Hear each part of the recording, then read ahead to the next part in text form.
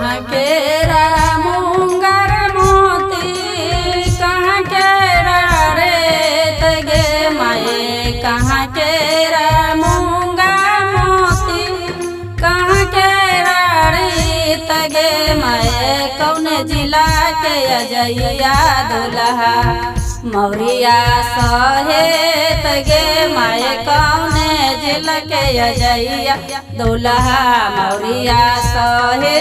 तगे माए कहाँ के मूंगा मोती कहाँ के राड़ी तगे माए कहाँ के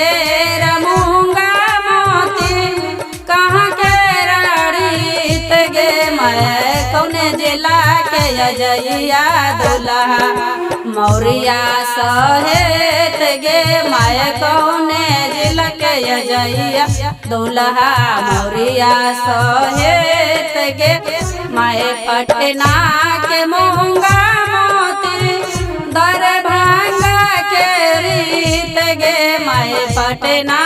के मूंगा मोती दरभंगा के रीत गे मैं मधुबनी जिला के अजैया दुल्हा मौरिया सहे तगे मैं मधुबनी जिला के अजैया दुल्हा मौरिया सहे तगे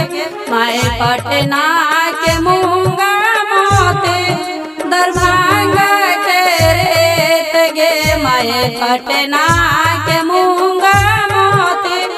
दरभंगा के रीत गे मैं मधुबनी जिला के अजैया दुल्हा माला सहे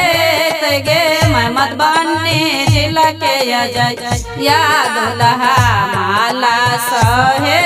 तगे मैं मुहम्मा जे लागे बाबू के चांदो से गोर गे मैं माजे लागे बाबू के चांदो से गोर गे मैं मौरिया जे लागे बाबू के सबसे बेजो गे मैं मौरिया जे लागे बाबू के सबसे बेजोर गे मैं मौरिया पहेरे बाबू घूमल आंगन आगे मैं मौरिया पहेरे बाबू घूमल आंगन मागे मैं लाग जल बाबू आखा कोहबर में मन मागे मैं लाग जल बाबू आखा कोहबर में मन मागे मैं मुहम्मा जे लागे बाबू के चांदो से गोर गे मैं मुहम्मा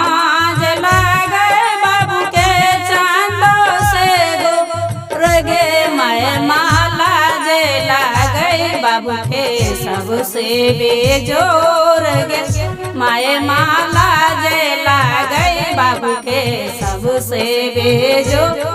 गे मैं माला पहिरे बाबू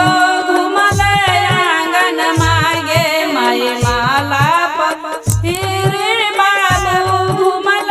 आंगन मागे मैं लाग जाला बाबुआ के कोहबर में मन मागे मैं लाग जाला बाबुआ के कोहबर में मन मागे मैं लाग जाला बाबुआ के कोहबर में